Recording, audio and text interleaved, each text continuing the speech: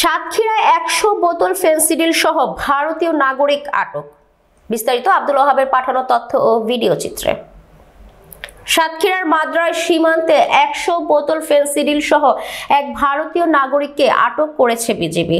সোমবার ৬ জানুয়ারি বিকালে মাদ্রাজ সীমান্তে বিজিবি এই অভিযান চালায়। আটক ভারতীয় নাগরিক মোহাম্মদ এনামুল আলী উত্তর ২৪ পরগনা জেলার স্বরূপনগর থানার হাকিমপুর গ্রামের মোহাম্মদ রিকাত আলীর ছেলে।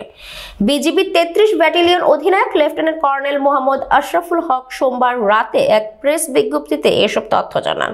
বিজিবি অধিনায়ক জানান, ভারত থেকে ফেনসিডিল পাচার হবে এমন গোপন সংবাদের ভিত্তিতে মাদ্রা কোম্পানি কমান্ডার সুবেদার মোহাম্মদ নাসির উদ্দিনের নেতৃত্বে বিজিবির সদস্যরা সীমানা পিলার ১৩/৩ এস এর ৯ RB হতে ২০ গজ বাংলাদেশের অভ্যন্তরে তেঁতুলবাড়ি নামক স্থানে অবস্থান নেয়। এ সময় ভারতীয় নাগরিক এনামুল আলীকে ১০০ বোতল ফেনসিডিল সহ হাতে নাতে আটক করা হয়। বিজিবি অধিনায়ক আরও জানান, জব্দকৃত ফেনসিডিলের মূল্য প্রায় ৪০,০০০ টাকা। আটক আসামির বিরুদ্ধে আইনগত ব্যবস্থা নেওয়ার জন্য তাকে কলারোয়া থানায় সোপর্দ করা হয়েছে। এটা